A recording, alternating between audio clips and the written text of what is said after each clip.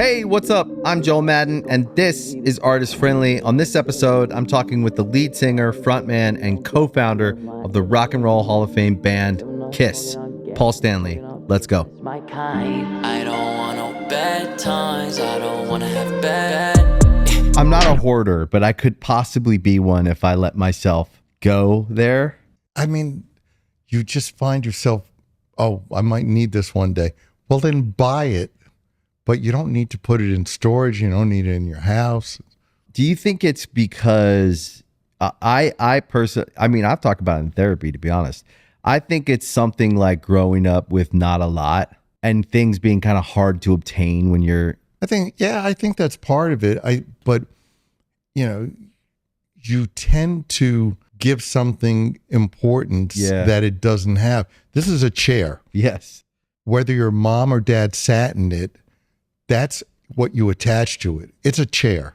So, you know, you don't need to keep things that you turn into something that they're not. Like you give it too much power, importance because it's an old memory almost, or it's a emotional thing that maybe. Memory should be up here. Yeah. You can just clutter your life. You can you can wind up with suitcases and warehouses full of stuff.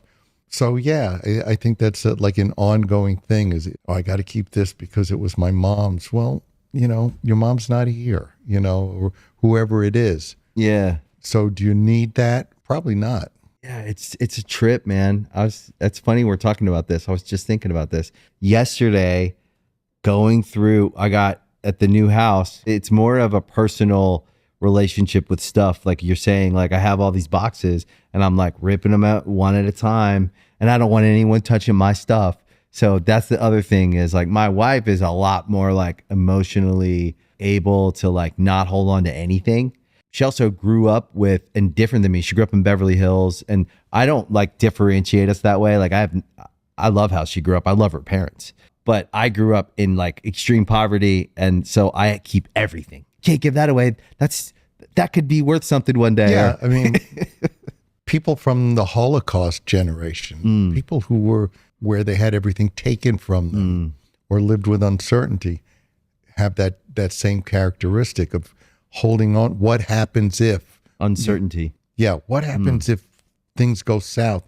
I need to have that. But I reached a point in my life where I kind of went, you know, when I die, do my kids need 5,000 Kiss t-shirts? Yeah. You know, it's like they're going to go, what the hell did dad leave this for me? Yeah. And in my own way, I went through the same thing with my parents. You look at things and go, it was theirs, and it's just stuff. It has nothing to do. You're not insulting their memory by getting rid of it. Right. Again, it's like it's a suitcase, or it's a bottle. It's what you attach to it. And the more you can let that go, the more free you are. Yeah. It's sweet though. It's sweet that we would want to remember people, and even though it'd be hard to let go of some physical things, the intention behind it is just holding on to someone because you love them, or you want to remember them. You don't want to let go totally, stuff like that. Yeah. But the best memories are in your head. Yeah. My dad died, I think, about 4 years ago. Oh, I'm sorry. I had a blessed time with him. Yeah. And every time I think of him, he's with me. Yeah. He told me that he'd always be with me, and he's with me. So do I need his wallet? Do I need this? No. Right.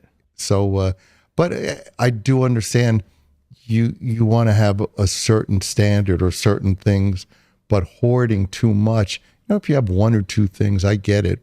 But the more you can free yourself of that stuff, and that's something I only found as I got older, because at one point in my life, I had closets full of clothes. I mean, really, and it becomes some cool ass clothes though, bro. Yeah, but it becomes oppressive. It's kind of like, Jesus, you know, you're being suffocated by all this stuff. Yeah, you're hauling around all this stuff. Get rid of it. Yeah. Have people come over, take it.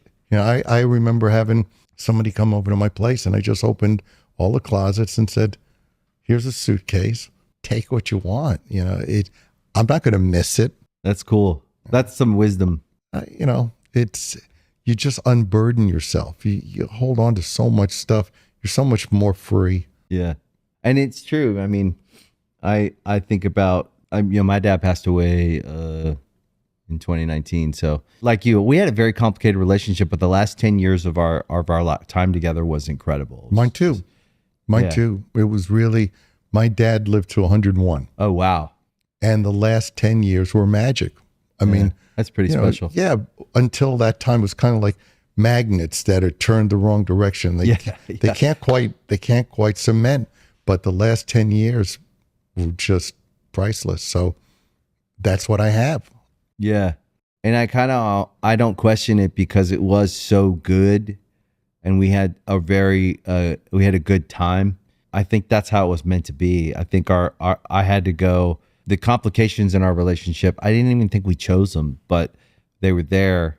And as I got older, I realized like he was just like me. He was just a guy trying to figure out how to have a family. Adults are just kids that grew up, but they're still somebody stumbling around trying to get it right. Yeah. Still got the same shit going on. So, we look at our parents or adults when we're kids as though they're perfect. They're no different than we are. Yeah.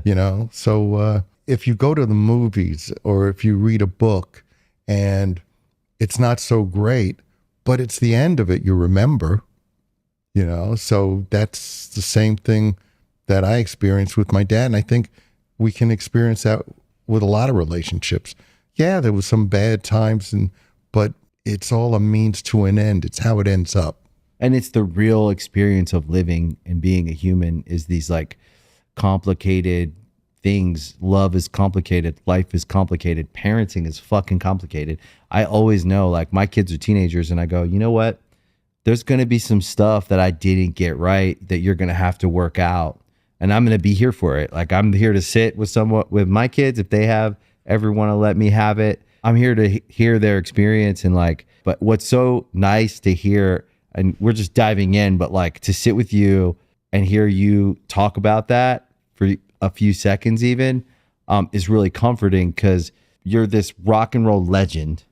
You have all this experience, right? I always wonder, there's that experience where you've had this legendary career that's spanned decades, but then there's the real person that's living their life. And that's important for people to see because we tend to get caught up in deifying, looking at celebrities or musicians as perfect. And the best thing I can do is tell people I'm not. The less secrets you have, the more free you are. Yeah, right. So the more you can say to people who you are, you're not carrying that anymore. Yeah. And then you also find people going, "Oh, you too?" So when you're talking about your dad in the last 10 years, somebody else like me will go, "Me too." Yeah. So when you put it out there, you find out that you're not that different than everybody else, and it's healthy for you and for them. No secrets. I agree with that. I think it's harder to practice, but I think that's also just like the wacky world of like being, you start as a kid, you start a band in a garage with your friends, or, you have a dream, and then you go on the ride and you work really hard and you do everything you possibly can, but you could never expect how it's going to affect your life in success and failure and all the things. Well, because you can only understand, you only comprehend what's within your realm of experience. You don't know, I want to be famous. Well, what does that mean? I'm going to get girls and I'll get money. Yeah, that's true. But it's all the other stuff. Oh, it also means that these people aren't going to like me and this person's going to be jealous. And, there's so much that goes along that you can't know ahead of time. Yeah. It's a work in progress. It's, you don't know, you got to turn the page. You don't know what's on the next page until you get there. Yeah. So, you stumble through and give yourself a break. Yeah. And telling your kids, hey, I'm going to make some mistakes is probably something that your dad didn't do. Right. And that's great for your kids to know that you can say you're sorry, or that you can say, I made a mistake. I think there's a generation that couldn't do that because they thought it made them less. It actually makes you more. Yeah. When you tell your kids that you screwed up, then they look at you a whole lot differently. So, yeah, I think we can either replicate what we saw or we can remember it and go, that's not the way to be. I always say I'm who I am because of my parents and in spite of my parents. Yeah, same. I feel the same way, man. You know, and when I make a decision with my kids, it's like, how would I like to have had that handled? What would have been the best way? Because we tend to just do what we remember or what we saw at home. And at some point, if we're lucky, we go, wait a minute, that was fucked up. You know, that wasn't good. Yeah, we can stop and go, like, if that was me, which it was me, my kids I think they're better than I. Like, they're more well-behaved, I think. Of course. And they see you more realistically because you're telling them that you're an adult and you're not perfect. Yeah. And you're going to do things wrong. Yeah. You know, I'm here for you, and there are things you may have to work on. Yeah. It's interesting being also in a rock band. Do you feel like people want us to do do things wrong? Well, I think that sometimes people glamorize the worst. Yeah. Wow, he's a rebel. He's got a needle in his arm. You know, it's like people want to live vicariously by you doing stupid, dangerous things that they wouldn't do. Oh, he's a real rock star. He's living on the edge. Well, that's kind of like looking up at a building and seeing somebody on the edge and telling them to jump. I don't think that's something to either emulate or put in a positive light. It's, you know, at some point in your life, you either roll up your sleeves and get it right or work on it, or put a gun in your mouth and a needle in your arm. You know, you got to make choices. But to look at people, to glamorize people at their worst as though it's cool, it's a cartoon. Yeah. I think about it, and I think, you know, music in general has a very high mortality rate, and it's glorified. When artists, I think at our core, we're like working shit out in front of everyone. We're like, it's a very therapeutic process of making music and going on and making art like that. But we're actually, I think, like, we want to bring people together to have a good time, to feel better about themselves. And that's at the core of like music and rock music and live shows, which. Yeah, but we also want to get people together because it makes us feel better. Yeah.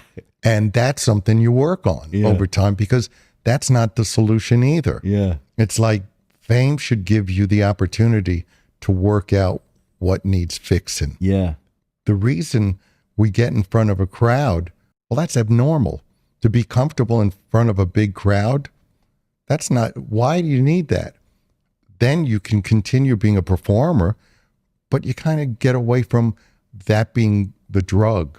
Right. There are people in bands, there are people who are always on tour because they have no life. Right. That's their life.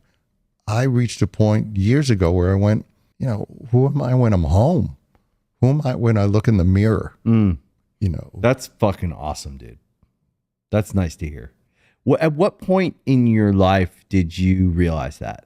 You know, I was always struggling, you know, and like a lot of people, I thought success was the answer. Me too. And then you get it and you go, I still got all these same issues, but they think I'm perfect. And then you just got to, you know, are you going to live a lie? Are you going to let people think you're perfect when you know you're not? Or are you going to work on yourself? And that's, you know, that's where therapy or whatever you need to do comes into it. Yeah, some form of like personal growth, personal development, whether it's therapy or I like therapy. I like being able to talk to someone that I respect, that helps me work out the core of something and I need to talk to someone who doesn't value fame, who doesn't value money, who values kind of integrity, values in personal success, which I look at as like personal growth, happiness. I mean, this is very therapeutic for me, but I really like having a place to go and work shit out where the values are right. Well, The whole purpose with therapy is to find somebody who has no vested interest. They're not there with any agenda except to help you look at yourself Right. and figure things out. I think when people sometimes start therapy, they're looking for answers. Well, they can help guide you to finding your own answer, but nobody can give you an answer. It doesn't work like that. When people start going, well, if I were you, well, you're not me. You never lived a minute in my shoes. So right then and there, I'm not interested in what you have to say. But somebody who has no interest and can just help you look at your own life or your own decisions, that's, if you're willing to put in the work, and it's a lot of work. If you just go in there to chit chat, you're going to get out of it what you put into it. But you can either live with a toothache and decay in your tooth, or you let them dig it out. It doesn't go away on its own. Yeah. But you do the work, you come out a lot better. That's cool. That's cool to hear. Yeah, it's funny. I was like very excited to talk to you. It's like great place to start because I didn't know where to start because there's so much to talk about, and it's not every day you get to sit down with you. Well, that's very nice of you to say. It's so legendary and so hard to accomplish what you have in your life. And so if I ever get the chance to sit down with someone that I admire and respect what they dedicated their life to, it's a big deal for me because I love music and I love the dream. I love inspiring people for the, I always think like somewhere out there, there's a kid that picks up a guitar and wants to write a song and wants to believe that they can, do something that matters. You were that kid. Yeah. I was that kid. Yep. So yeah, I've never stopped being a fan. Me too. I meet certain people and I'm still in awe of them. That's part of my DNA. There were certain things that changed my life in terms of music or going to a concert.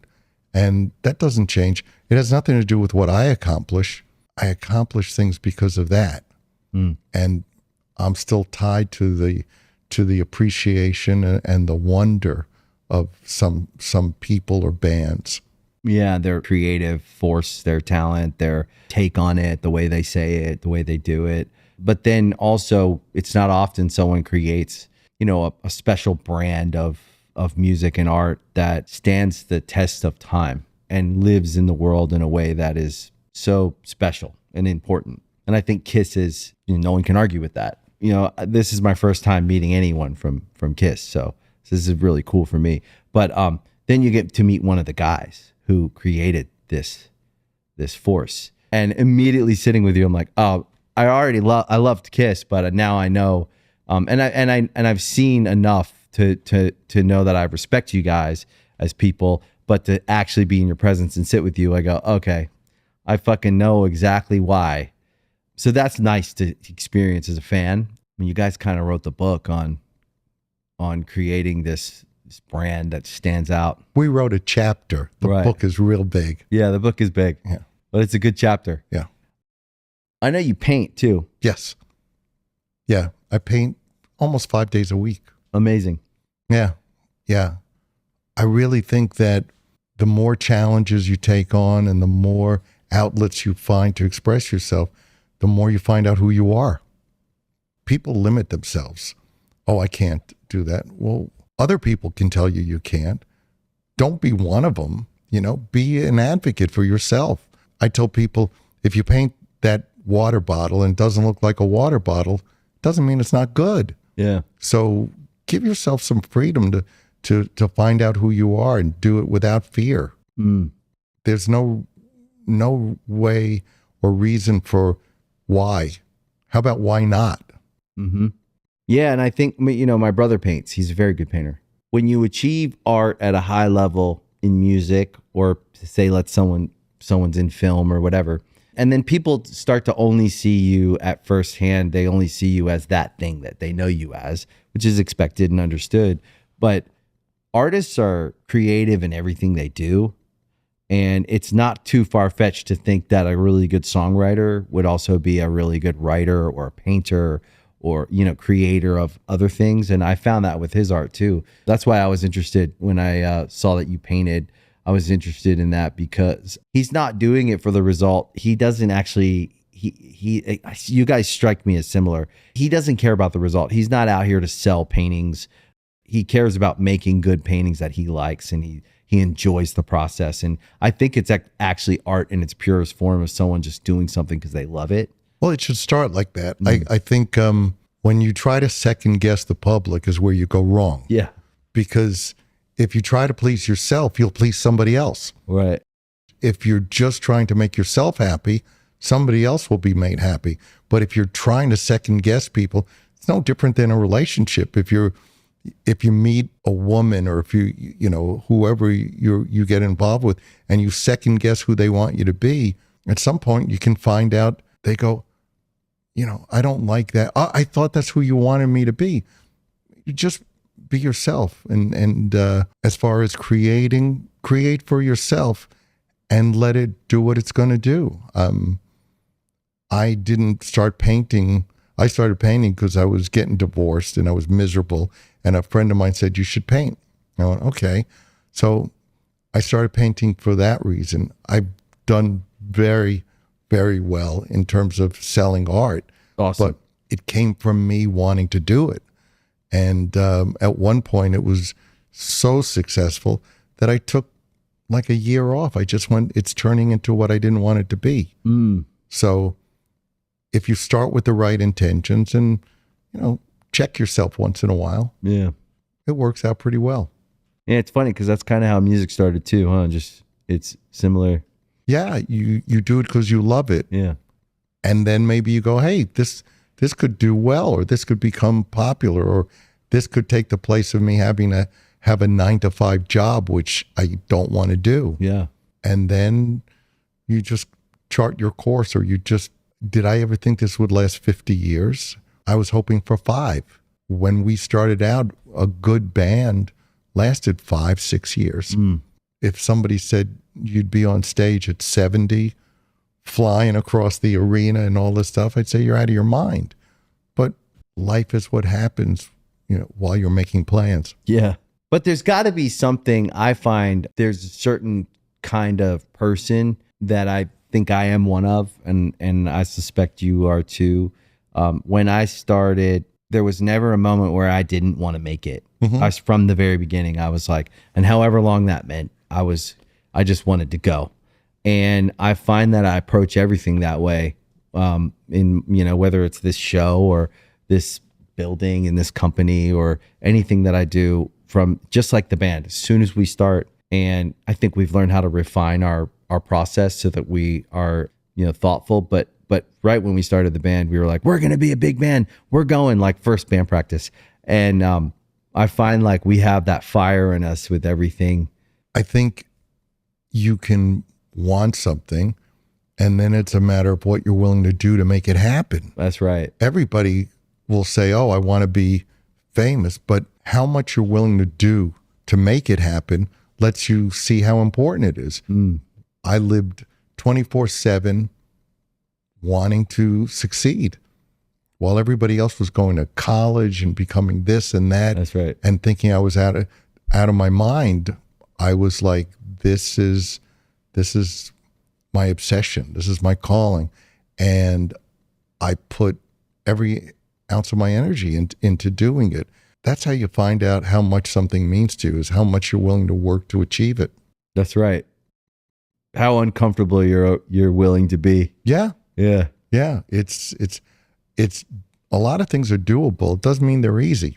And it's humbling in the early stages of any endeavor, when you're trying to basically show or convince people or do whatever you do when you take it out. We forget sometimes. When I think about Kiss and I go, oh, I've never really thought about the early days of like what that must have been like before trying to make it, trying to convince people, trying to show, trying to find your way. We were crazy. Yeah. People laughed at us. I mean, we weren't cool. In New York, there was a whole kind of like glitter scene of a lot of bands. we weren't part of it, and they thought they were all hanging out in clubs and we were rehearsing. And then once we started on the road, literally we'd go out on stage in a club or somewhere and people would be hitting each other and laughing at us. They weren't laughing at the end of the night. When we were playing clubs, before we had a deal, we were doing Strutter, Black Diamond, Firehouse, Deuce. But yeah, I mean, it's a lonely road sometimes. Yeah. But you're on a crusade. Yeah.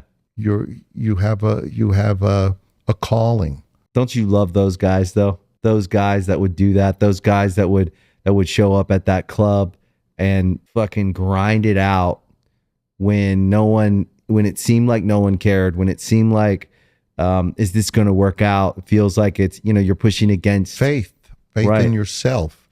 I think our first show was at a club called Coventry. And I think there were 6 people there, including the bartender. And we went out there and we played all those songs that are on Kiss Alive for nobody. But we didn't do it for those 5 or 6 people. We did it for Madison Square Garden. We did it for what we believed we were. It's the dream. Yeah, the dream. But also a dream is only a dream unless you're willing to work for it. Mm-hmm.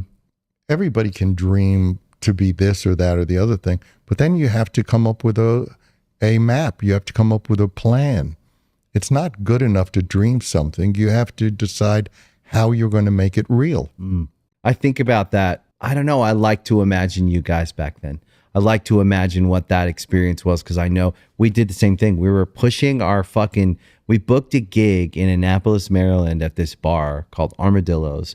And it was just like another bar downtown where like the Naval Academy midshipmen would go drink, and everyone locally it's a real bar street on Main Street in Annapolis. But it was where there was a like very vibrant like music scene. And we went up there because there was this band, Jimmy's Chicken Shack. They were like a local band that got big. They had like a big hit on alternative rock. And in the 90s, it was like radio was everything. Alternative radio was like our world. And if we could just get on that HFS, and it was important to us, and it was really important in our development as well, just dreaming like that and having that local scene to like aspire to try and find our way.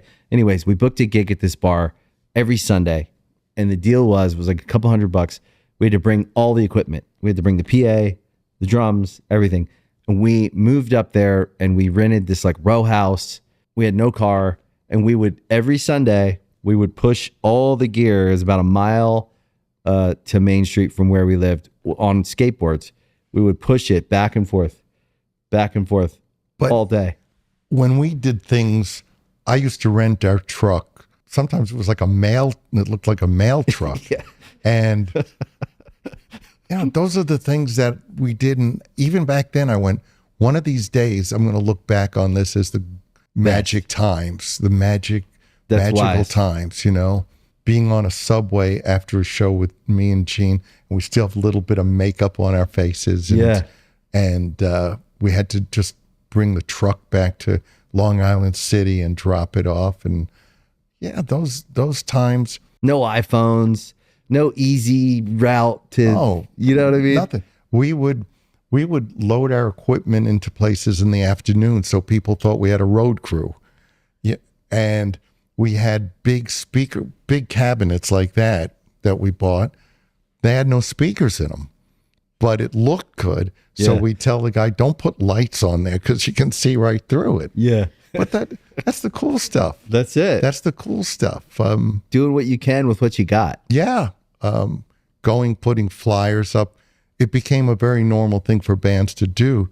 But we were a band in New York that was putting flyers up all around the city for shows that we were doing. We couldn't play most clubs because they wanted top 40 or whatever was on the radio, and we weren't doing that. So we would most of the time rent a ballroom in a hotel and do shows. And the KISS logo that's on one of the posters for the Hotel Diplomat that I drew with a ruler, and it's not perfect. That's the KISS logo today.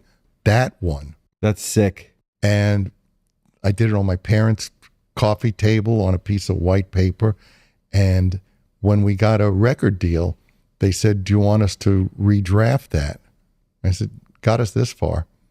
And if you look at it to this day, the S's aren't completely lined up and one's a little thicker than the other.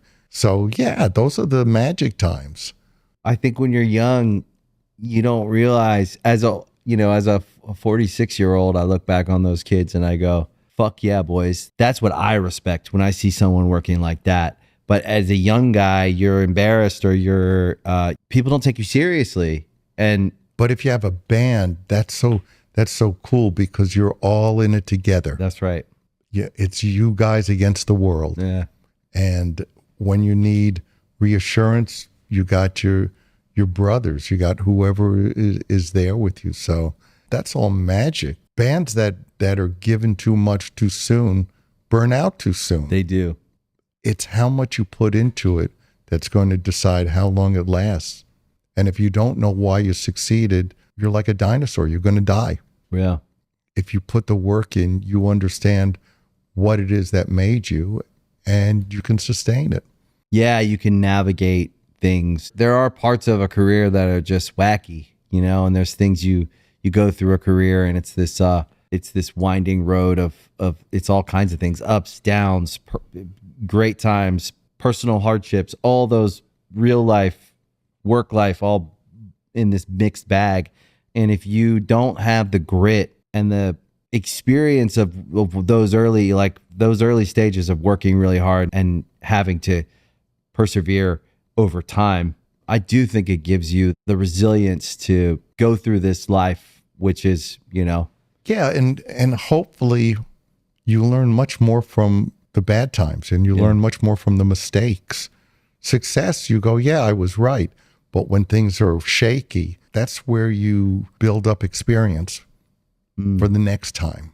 That's right. And it can't all be peaks. It can't all be mountaintops.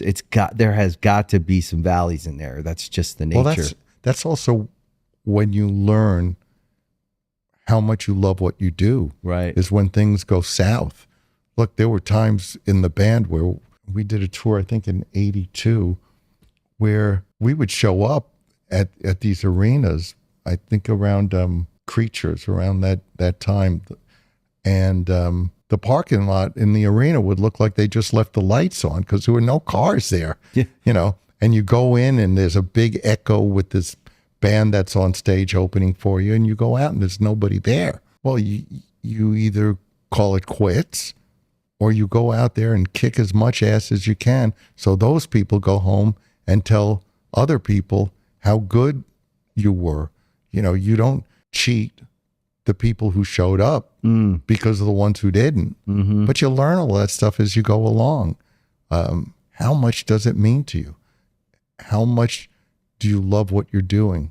And that's what you fight for. A lot of people wouldn't know.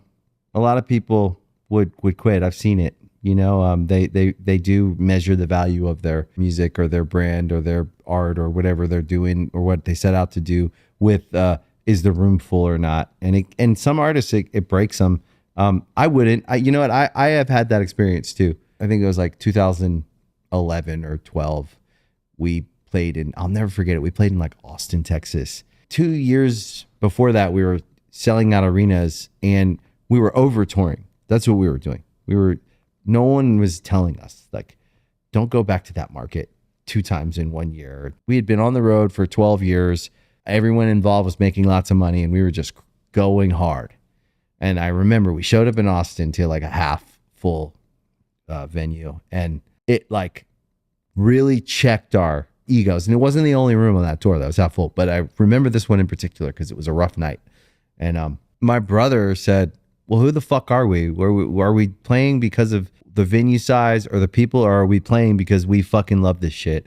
And let's figure out what happened later, but let's go and do this thing. And we all went and did it. And it was a real moment where I was like, yeah, you know what? Fuck it. Like we started playing for that gig, pushing our gear, many gigs like that, pushing our gear on skateboards, playing for 10 people at a bar. And here we are, many years later, and having to really have moments where you have to ask yourself, who are we? And why are we doing this? It turns out to be one of the best moments of our career. Yeah, it's what we would call like an epiphany. You suddenly realize something, the value of what you're doing for you. I remember around that same time, some reporter was doing an interview with me, and look, we're a band that's loved and hated, so people certainly in the press they were enjoying seeing our decline. And this reporter said to me, "So how does it feel to be like on the Titanic?"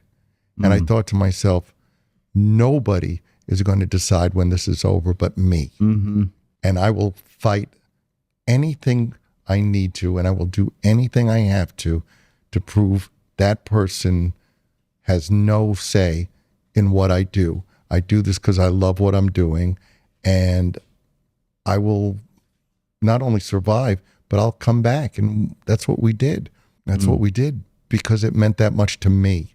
I also think that we're culturally like, we love to see giants fall just to hear the sound of them falling or to watch it. Like, I think there's a real like cultural, like pop interest that people have in watching like train wrecks, watching people fail. I think it's a weird, sick, twisted thing when people go here, we want to see it. Well, there's an old saying that maybe as you experience more, you realize how true it is. Misery loves company. Yeah, that's true. And it's really a thing where it's not hard to find people who want you to fail. Yeah, because they're miserable. Surround yourself with people who tell you not what you can't do, but what you can do. If somebody's telling you something's impossible, chances are they failed. I'm here to tell everybody, yeah, you can, but it's going to take a lot of work. It's a lifelong dedication. Totally. Yeah. No matter what you want to do. That's right. If something matters to you, you're going to prove how much it matters by how much you're willing to work. Yeah. Well, sitting with you makes me really happy that you succeeded. Me too. Because the world needs to hear that it's possible. And we live in a time where there are a lot of instant gratification. People can go online, make something and get a lot of attention. But to make and build something that will last forever, which is what I think you've done. So I'm saying it. To do that is a lifelong dedication to a brand and to an art form and to a craft. To do it with integrity, to do it so that it lasts forever. There's something that goes into that. Of course, people could say there's a little bit of luck, whatever. I would say that you work hard and you show up, and the harder you work, the luckier you get. And so you're taking opportunities that maybe they're there, but the first guy through the door, the first guy that notices it. But for what you've done and what Kiss has done, I stand back as someone who wanted to achieve that as well as a kid. And I've been able to go on my own ride that I feel very proud of. You see the dream and you go, that guy did it. I think I can do it too. That's the most important thing in rock music and in music, period, for me, is that somewhere out there, there's a kid with a guitar and he sees what you've done and it allows him to shape a dream. Totally. And at our best, we're out there telling people, yeah, you can. Yeah. And again, it always goes back to, it's not necessarily easy. Yeah. And if you really, I think passion is the key to so much. Yeah. Integrity, everybody defines integrity differently. Yeah. Somebody thinks I'm a whore, but that doesn't matter. I have a certain standard. So it becomes, again, about how you see yourself. I have standards and I have certain requirements and ethics, and that's for me personally. But just in terms of success will only come, long-term success will only come from work. Yep. And knowing why you succeeded. Yep. If you're the winner of a talent TV show, that's not what's going to make you. What's going to make you is winding up playing a bar afterwards and finding out, did I do this just to win that talent show, or am I doing it because I love it? Yeah, and learning how to actually do it. We can fake it till we make it only so far, but at some point when you get your hands dirty and you get into the craft of doing what you do, whether it's playing music, writing songs, putting together shows, Yeah, I think there's something important in the work that teaches us. But what you guys have done is, to me, very, very few and far between, obviously, bands that create not only an iconic catalog of music. Great music is one, you have to have great music, but then to create a larger than life, the personification of like rock and roll and the rock and roll dream and what, people can do. To me, it's just stood the test of time. It's one of the coolest things.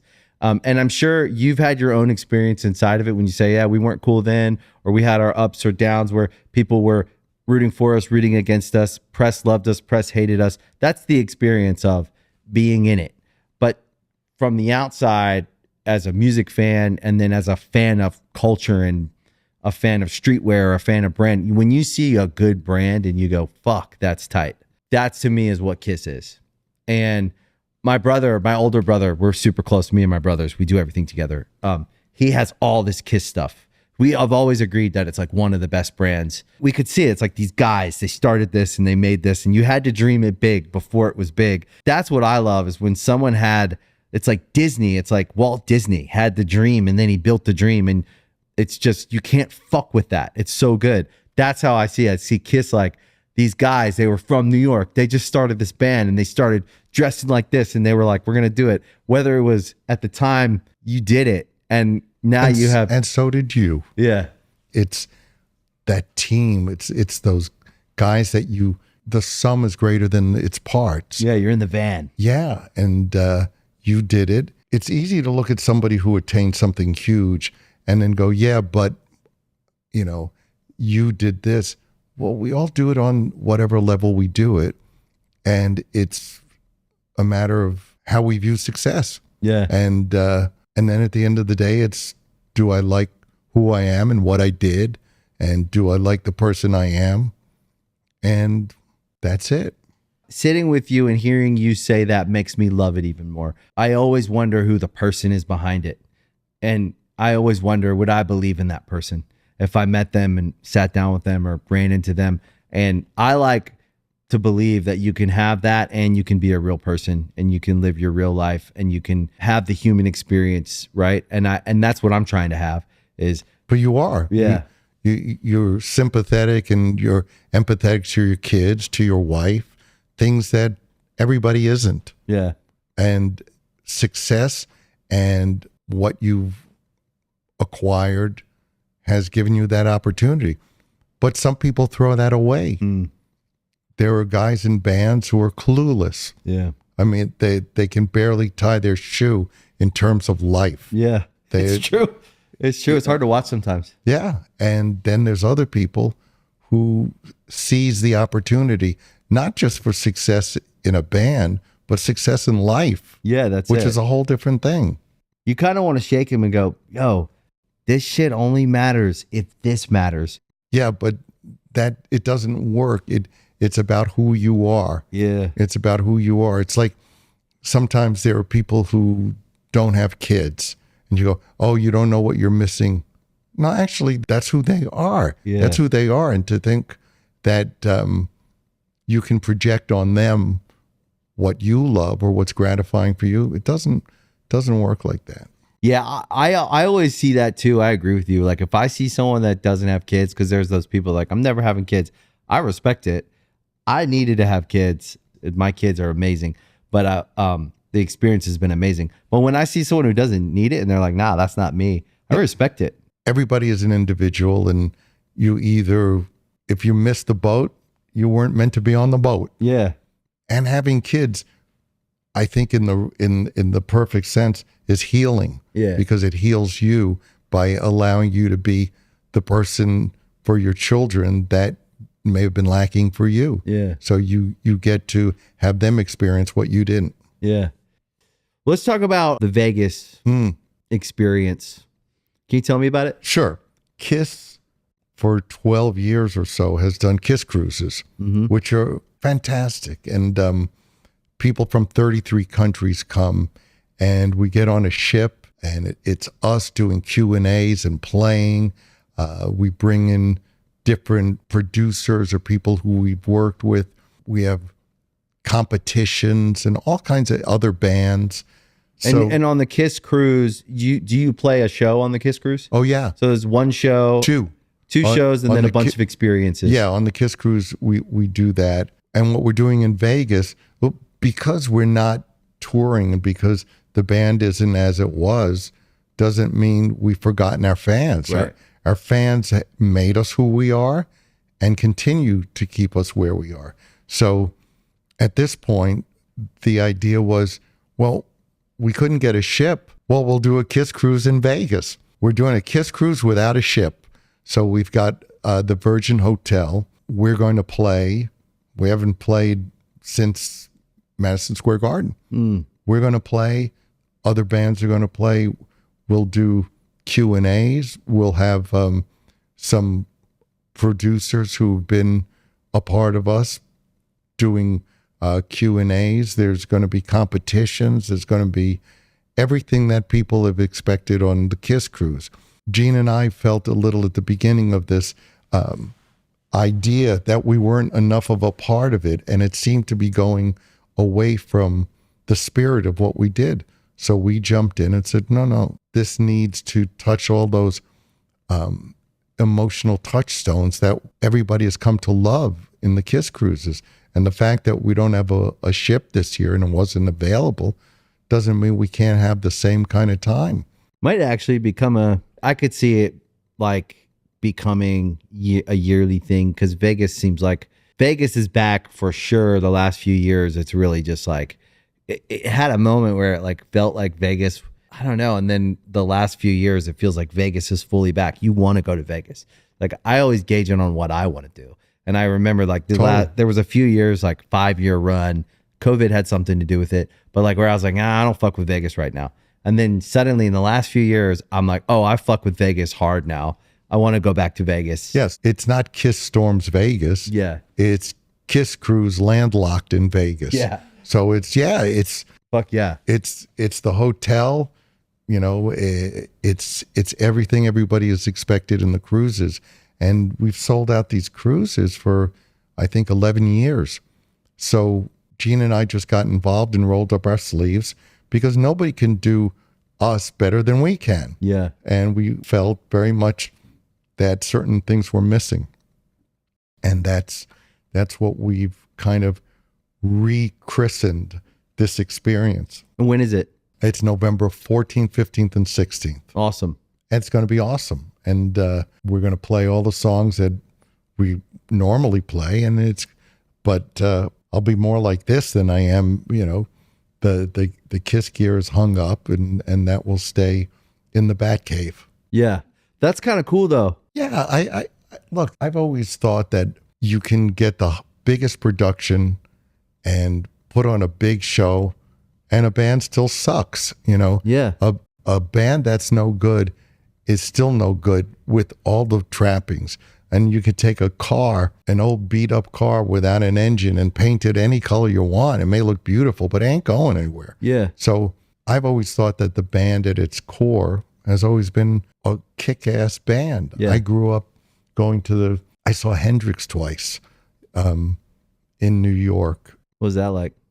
Unbelievable. I It bet. was life-changing. And that was at a college and at the Fillmore East. And I saw Zeppelin. I saw The Who, all these bands in 69, Derek and the Dominoes, Humble Pie, you name them. I saw all these bands, and that's what I wanted to be.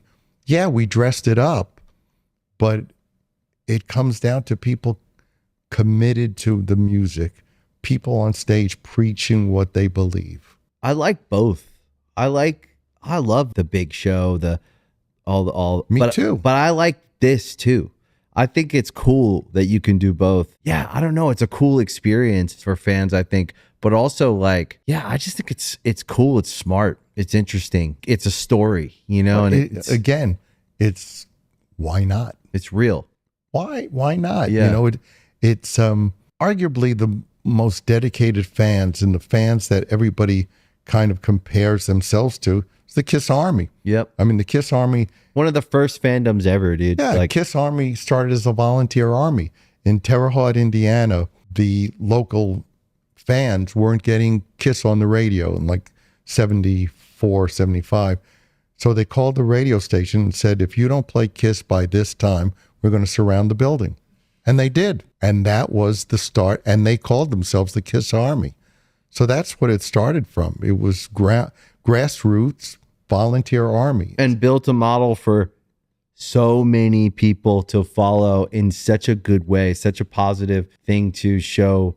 I don't know. I would argue that Kiss has a lot of those things you guys built as models of how to succeed with your fans first, right? That's what we did as a band. We had the fans first, and that's what every, I think, great band has now is this idea that, of course, but the model that you guys built with Kiss Army, also, you could argue that a lot of rock bands and pop artists and everything else. Yeah, I don't know if I would argue that Kiss broke ground for artists to do a lot of things certain ways and took our lumps for it. Yeah. Look, fan clubs were thought of as uncool because in the early 60s or in the 50s, you had these interchangeable teen idols, Frankie Avalon, Fabian, Bobby Rydell, and you would have these fan clubs, and they ran their course, and it didn't have any real passion in it. It was, they called it teeny bopper, but we wanted something that connected us to the fans. And when we first started out doing t-shirts or belt buckles, people snickered. That's so uncool.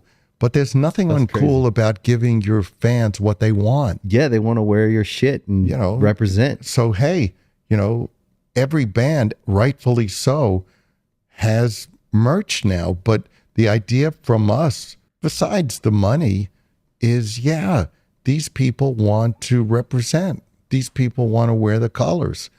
And that was thought of as uncool. And then other bands see it and they go, hey, that's a pretty good idea. This is a pretty good idea. And God bless them all. But the Kiss Army, that's where it started. But you guys had to go through it.